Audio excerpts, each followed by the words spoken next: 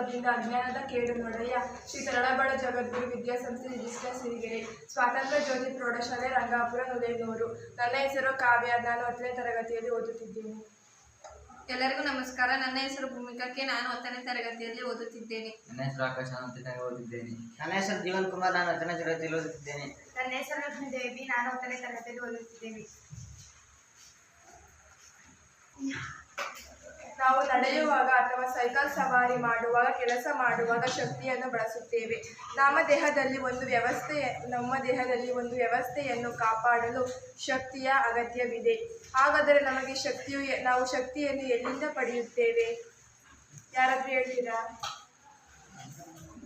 ನಾವು ಶಕ್ತಿಯನ್ನು ಎಲ್ಲಿಂದ ಪಡೆಯುತ್ತೇವೆ ಎಂದರೆ ನಾವು ಶಕ್ತಿಯನ್ನು ಆಹಾರದಿಂದ ಪಡೆಯುತ್ತೇವೆ. ಹಾಗಾದರೆ ಆಹಾರ ಎಂದರೇನು? ಆಹಾರ ಎಂದರೆ ನಮ್ಮ ದೇಹವನ್ನು ಪೋಷಿಸುವ ವಸ್ತುಗಳಿಗೆ ಆಹಾರ ಎನ್ನುತ್ತೇವೆ. ವಿವಿಧ ಪ್ರಾಣಿಗಳು ವಿವಿಧ ರೀತಿಯ ಪೋಷಣಾ ಪದ್ಧತಿಯನ್ನು ಹೊಂದಿರುತ್ತವೆ. ನಾವು ಈ ದಿನ ಸಸ್ಯ ಮತ್ತು ಪ್ರಾಣಿಗಳಲ್ಲಿರುವ ಪೋಷಣಾ ವಿಧಾನಗಳನ್ನು ತಿಳಿಯೋಣ. ಮೊದಲನೆಯದಾಗಿ, ಸಸ್ಯಗಳು ಸ್ವಪೋಷಕಗಳಾಗಿವೆ. ಇವು ತಮ್ಮ ಆಹಾರವನ್ನು ತಾವೇ ತಯಾರಿಸಿಕೊಳ್ಳುತ್ತವೆ. ಸಸ್ಯಗಳು ನಿರವಯವ ವಸ್ತುಗಳಾದ CO2 ಮತ್ತು ನೀರನ್ನು ಬಳಸಿಕೊಂಡು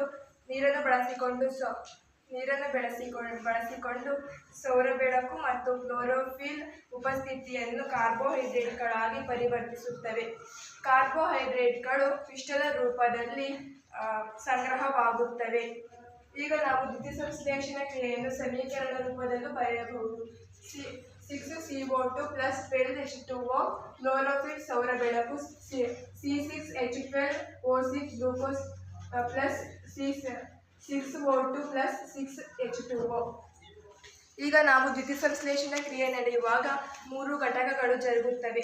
ಅವು ಯಾವುವೆಂದರೆ, ಕ್ಲೋರೋಫಿಲ್ನಿಂದ ಬೆಳಕಿನ ಶಕ್ತಿ ಹೀರಿಕೆ.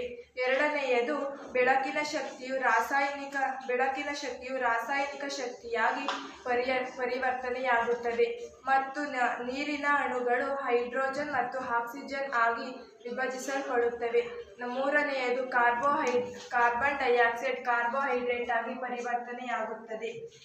ಒಂದು ಎಲೆಯ ಅಡ್ಡ ಸೀಳಿಕೆಯ ಚಿತ್ರವನ್ನು ಸೂಕ್ಷ್ಮದರ್ಶಕ ಯಂತ್ರದಲ್ಲಿ ಗಮನಿಸಿದಾಗ ಅದು ಹಸಿರು ಚುಕ್ಕಿಗಳನ್ನು ಕಾಣುತ್ತೇವೆ. ಅವೇ ಕ್ಲೋರೋಫಿಲ್. ಇವು ದ್ಯುತಿಸಂಶ್ಲೇಷಣೆಗೆ ಅಗತ್ಯವಾಗಿದೆ. ಸಸ್ಯಗಳು CO2 ಅನ್ನು ಪತ್ರರಂಧ್ರದ ಮೂಲಕ ಪಡೆಯುತ್ತವೆ. ಎಲೆಗಳಲ್ಲಿ ಅಧಿಕ ಪ್ರಮಾಣದ ಅನಿಲ ವಿನಿಮಯ ಇದರ ಮೂಲಕ ನಡೆಯುತ್ತದೆ. ಇದು ಕಾಂಡಗಳು, ಬೇರುಗಳು ಮತ್ತು ಎಲೆಗಳ ಮೇಲ್ಮೈಯಲ್ಲಿ ಜರುಗುತ್ತದೆ. CO2 ಅಗತ್ಯ ಇಲ್ಲದಾಗ ಪತ್ರರಂಧ್ರಗಳು ಮುಚ್ಚುತ್ತವೆ. ತೆರೆಯುವ ಮತ್ತು ಮುಚ್ಚುವಿಕೆಗೆ ಪತ್ರರಂಧ್ರದ ಕಾರ್ಯವಾಗಿದೆ. ಧನ್ಯವಾದಗಳು. ಈಗ ನಾನು ತೆರೆದ ಮತ್ತು ಮುಚ್ಚಿದ ಪತ್ರರಂಧ್ರದ ಚಿತ್ರ ಬರೆದು ಅದರ ಬಗ್ಗೆ ವಿವರಣೆಯನ್ನು ನೀಡುತ್ತೇನೆ. ಮೊದಲನೆಯದಾಗಿ, ತೆರೆದ ಮತ್ತು ಮುಚ್ಚಿದ ಪತ್ರರಂಧ್ರ ಚಿತ್ರವನ್ನು ಬಿಡಿಸುತ್ತೇನೆ.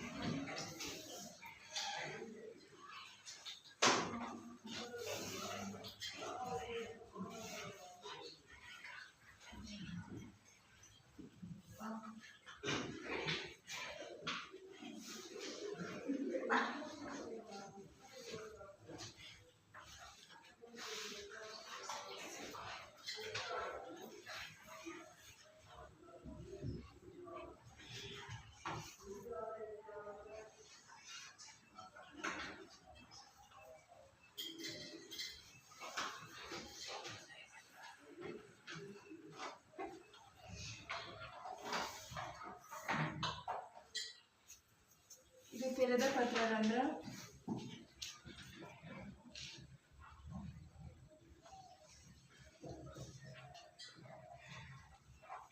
ಇದು ಮುಚ್ಚಿದ ಪತ್ರರಂಧ್ರ.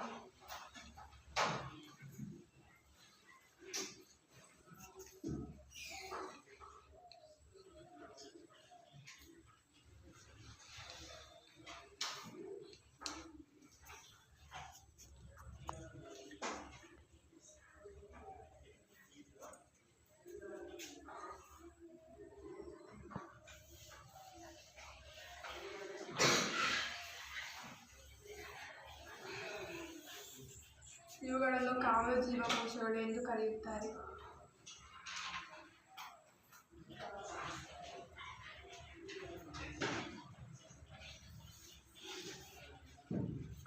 ಇದನ್ನು ಪತ್ರರಂಧ್ರ ಎಂದು ಕರೆಯುತ್ತಾರೆ.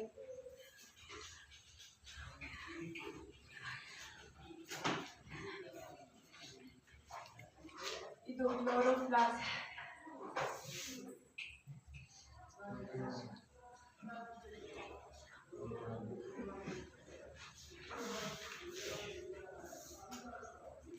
ಈಗ ನಾನು ಇದರ ಬಗ್ಗೆ ವಿವರಣೆಯನ್ನು ನೀಡುತ್ತೇನೆ. ಸಸ್ಯವು ಕಾರ್ಬನ್ ಡೈಆಕ್ಸೈಡ್ ಅನ್ನು ಹೇಗೆ ಪಡೆಯುತ್ತದೆ ಎಂದು ನಾವೀಗ ಅಧ್ಯಯನ ಮಾಡೋಣ. ದ್ಯುತಿಸಂಶ್ಲೇಷಣೆಯ ಉದ್ದೇಶಕ್ಕಾಗಿ ಎಲೆಗಳಲ್ಲಿ ಅನಿಲಗಳ ವಿನಿಮಯವು ಅಧಿಕ ಪ್ರಮಾಣದಲ್ಲಿ ಈ ರಂಧ್ರಗಳ ಮೂಲಕ ಆಗುತ್ತದೆ. ಆದರೆ ಇಲ್ಲಿ ಗಮನಿಸಬೇಕಾದ ಮುಖ್ಯ ಅಂಶಗಳು ಏನೆಂದರೆ ಅನಿಲಗಳ ವಿನಿಮಯ.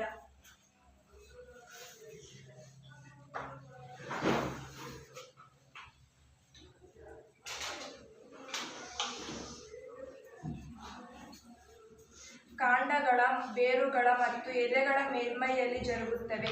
ಈ ಪತ್ರರಂಧ್ರಗಳ ಮೂಲಕ ಅಧಿಕ ಪ್ರಮಾಣದ ನೀರು ಕೂಡ ನಷ್ಟವಾಗುವುದರಿಂದ ದ್ಯುತಿಸಂಶ್ಲೇಷಣೆಗಾಗಿ ಕಾರ್ಬನ್ ಡೈಆಕ್ಸೈಡ್ನ ಅಗತ್ಯವಿಲ್ಲದಾಗ ಸಸ್ಯವು ಈ ರಂಧ್ರಗಳನ್ನು ಮುಚ್ಚುತ್ತದೆ. ಈ ರಂಧ್ರದ ತೆರೆಯುವಿಕೆ ಮತ್ತು ಮುಚ್ಚುವಿಕೆಗಳು ಕಾವಲು ಜೀವಕೋಶಗಳಾಗಿ ಕಾರ್ಯವಾಗಿವೆ. ನನ್ನ ಗೆಳತಿ ಇದುವರೆಗೂ ಸಸ್ಯಗಳಲ್ಲಿ ಪೋಷಣೆ ಎಂಬ ಅಧ್ಯಯನವನ್ನು ತಿಳಿಸಿಕೊಟ್ಟಿರುತ್ತಾಳೆ. ನಾನು ಈಗ ಮಾನವರಲ್ಲಿ ಪೋಷಣೆ ಎಂಬ ಬಗ್ಗೆ ವಿವರಣೆಯನ್ನು ನೀಡುತ್ತೇನೆ.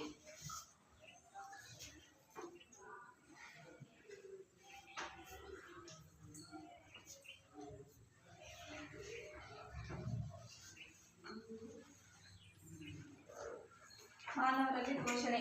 ಜೀರ್ಣಾಂಗ ವ್ಯೂಹವು ಬಾಯಿಯಿಂದ ಗುದದ್ವಾರದವರೆಗೆ ವ್ಯಾಪಿಸಿದೆ. ನಾವು ದಿನನಿತ್ಯ ಅನೇಕ ಆಹಾರವನ್ನು ಸೇವಿಸುತ್ತೇವೆ.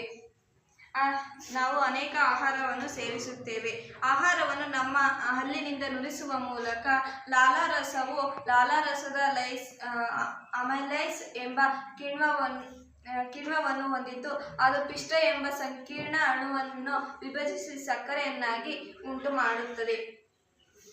ಆಹಾರವು ಲಾಲಾರಸದೊಂದಿಗೆ ಚೆನ್ನಾಗಿ ಮಿಶ್ರಣಗೊಂಡು ಸ್ನಾಯುವಿನಿಂದಾದ ನಾಲಿಗೆ ಸಹಾಯದಿಂದ ಮೆಲುವಾಗಿ ಬಾಯಿಯ ತುಂಬ ಚಲಿಸಿ ನಂತರ ಜೀರ್ಣನಾಳ ತಲುಪುತ್ತದೆ.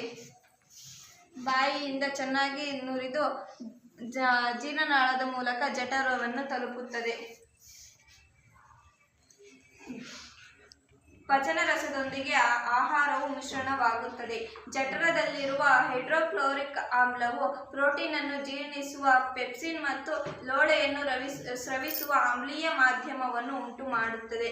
ಲೋಳೆಯು ಜಠರದ ಗೋಡೆಯನ್ನು ಆಮ್ಲದ ಕ್ರಿಯೆಯಿಂದ ರಕ್ಷಿಸುತ್ತದೆ. ಆಹಾರವು ಜಠರದಿಂದ ಹೊರದೂಡಲು ಸಂಕೋಚನ ಸ್ನಾಯುಗಳು ನಿಯಂತ್ರಿಸುತ್ತವೆ. ಆಹಾರವು ಜಠರದಿಂದ ಸಣ್ಣ ಕರುಳಿಗೆ ತಲುಪುತ್ತವೆ.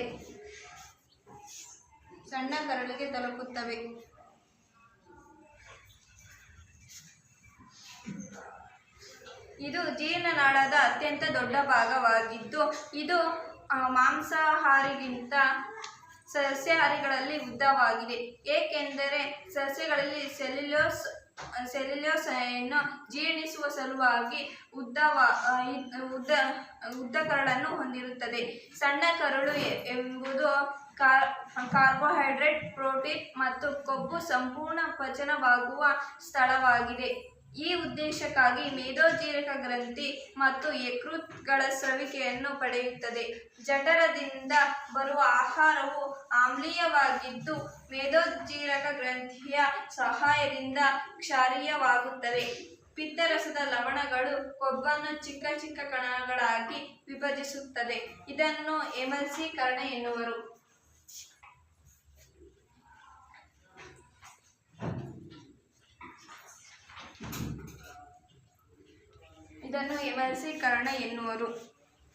ಪ್ರೋಟೀನ್ ಅನ್ನು ಜೀರ್ಣಿಸಲು ಟ್ರಿಪ್ಸಿನ್ ಮತ್ತು ಲೈಪೇಸ್ ಕಿಣ್ವ ಸಹಾಯಕವಾಗುತ್ತದೆ. ಅಂತಿಮವಾಗಿ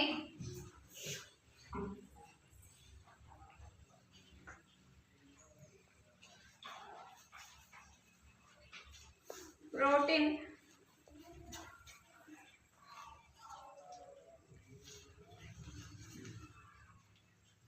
ಅಮೈನೋ ಆಮ್ಲವಾಗಿ ಕಾರ್ಬೋಹೈಡ್ರೇಟ್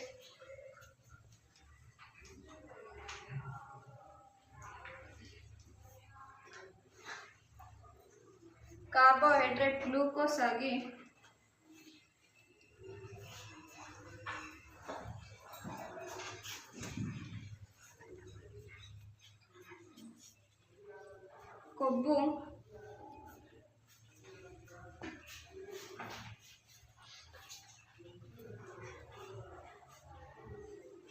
ಕೊಬ್ಬಿನ ಆಮ್ಲವಾಗಿ ಮತ್ತು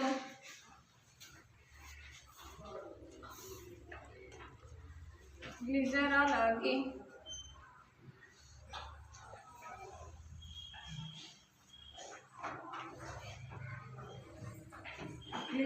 ಆಗಿ ಪರಿವರ್ತನೆಗೊಳ್ಳುತ್ತದೆ.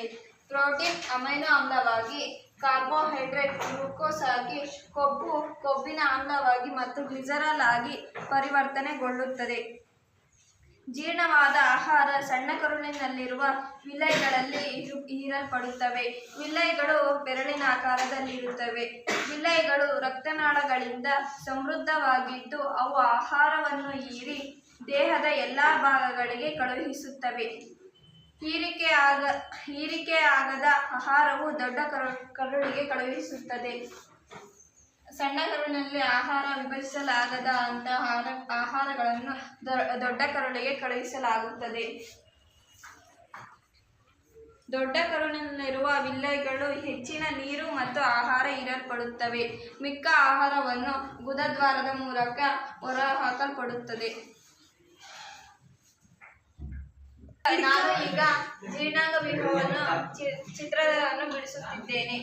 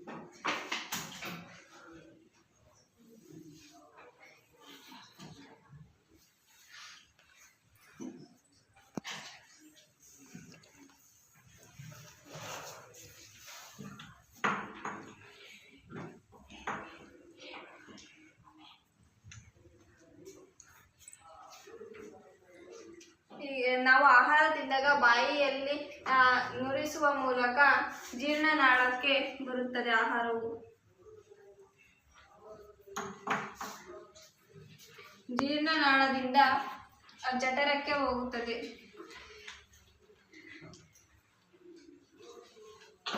ಜಠರದಿಂದ ಮೇದೋಜೀರಕದ ಸಹಾಯದಿಂದ ಸಣ್ಣ ಕರುಳಿಗೆ ತಲುಪುತ್ತದೆ.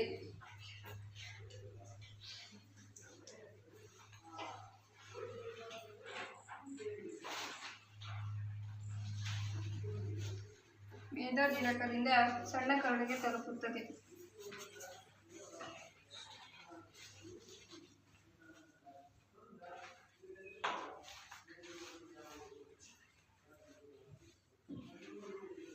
ಸಣ್ಣ ಕರುಳಿನಲ್ಲಿ ಸಣ್ಣ ಕರುಳಿನಿಂದ ಉಳಿದ ಆಹಾರವು ದೊಡ್ಡ ಕರುಳಿಗೆ ತಲುಪುತ್ತದೆ.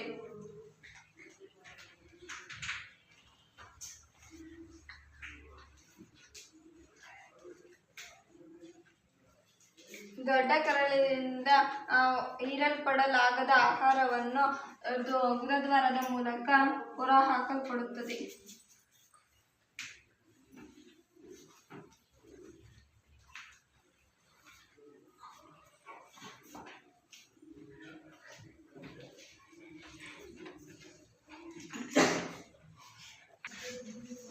ಇಲ್ಲಿಯವರೆಗೆ ನನ್ನ ಗೆಳತಿಯು ಮಾನವರಲ್ಲಿ ಪೋಷಣೆ ಮಾಡಿದರೆ, ಈಗ ನಾನು ಅಮೀಬಾದಲ್ಲಿ ಪೋಷಣೆಯನ್ನು ತಿಳಿಯೋಣ.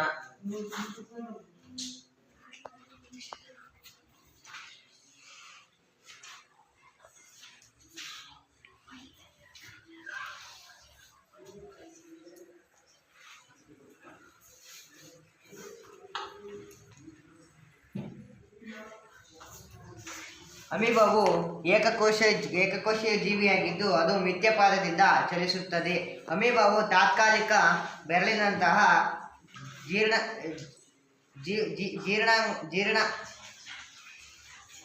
ಜೀವಕ್ಷೀಣದ ಮೇಲ್ಮೈ ಹೊರಚಾಚಿಕೆಗಳನ್ನು ಬಳಸಿ ಆಹಾರವನ್ನು ತಯಾರಿಸಿಕೊಳ್ಳುತ್ತದೆ. ಈ ರಚನೆಗಳು ಆಹಾರ ಕಣಗಳನ್ನು ಆವರಿಸಿ ಬೆಸೆದು ಆ ಆಹಾರಗಳ ರಸದಾನಿಯನ್ನು ಉಂಟು ಮಾಡುತ್ತದೆ. ಆಹಾರ ರಸದಾನಿಯೊಂದಿಗೆ ಸಂಕೀರ್ಣ ಆಹಾರ ಪದಾರ್ಥಗಳು ಹಾಗೂ ವಿಭಜನೆಗೊಂಡು ಸರಳ ಆಹಾರ ಪದಾರ್ಥಗಳಾಗುತ್ತದೆ. ನಂತರ ಅವು ಕೋಶದ್ರವ್ಯಕ್ಕೆ ವಿಸರಣೆಗೊಳ್ಳುತ್ತವೆ.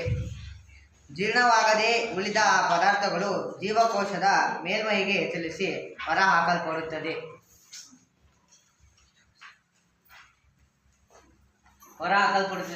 ಈಗ ನಂತರದಾಗಿ ಅಮೀಬಾದ ಒಂದು ಪೋಷಣೆಯ ಚಿತ್ರವನ್ನು ನಾನು ಬರೆದು ತೋರಿಸುತ್ತೇನೆ.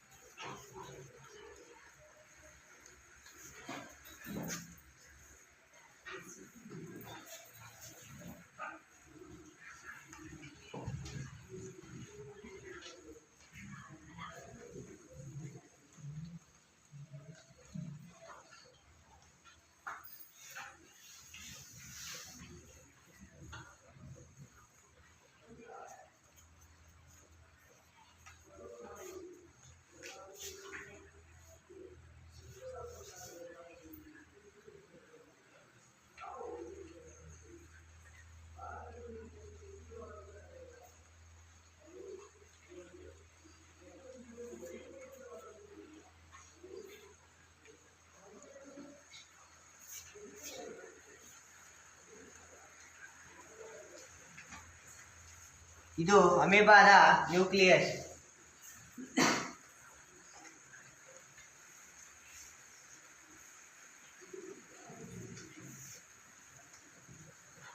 ಇಲ್ಲಿ ಅಮೀಬಾದ ಕಣದಾಂಗಗಳನ್ನು ಕಾಣಬಹುದು.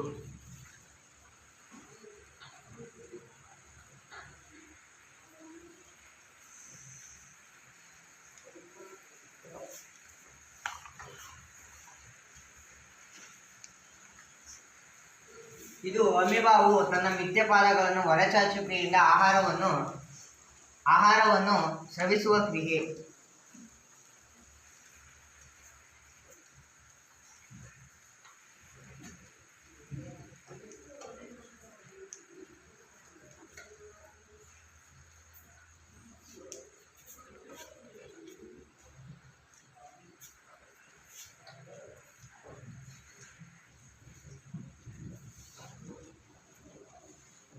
ಇದು ಅಮೀಬಾದ ಆಹಾರ ರಸದಾನಿಯಾಗಿದೆ.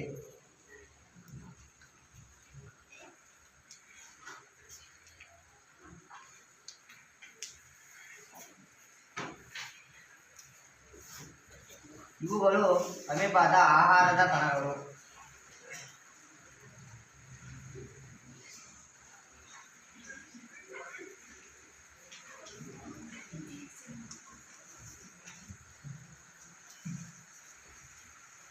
ಇದು ಒಂದು ಪೂರ್ಣ ಅಮೀಬಾ.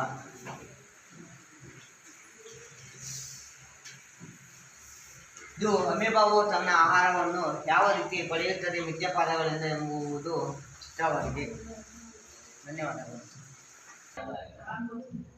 ನನ್ನ ಸ್ನೇಹಿತರು ಮಾಡಿರುವಂತಹ ಚಟುವಟಿಕೆಯಲ್ಲಿ ನಾನು 2 ಪ್ರಶ್ನೆಗಳನ್ನು ಕೇಳುತ್ತೇನೆ. ಒಂದನೇದು, ದ್ಯುತಿ ಸಂಶ್ಲೇಷಣೆ ಕ್ರಿಯೆ ನಡೆಯುವಾಗ ಉಂಟಾಗುವ 3 ಘಟನೆಗಳು ಯಾವುವು?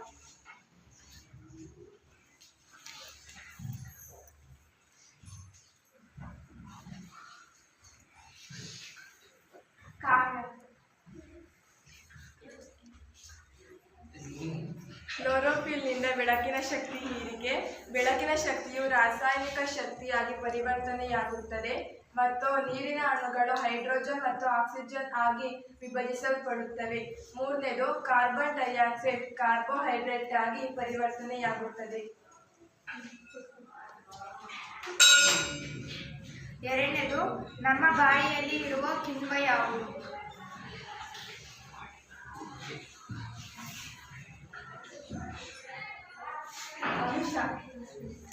ಲಾಲಾರಸ. ಆಮೇಲೆ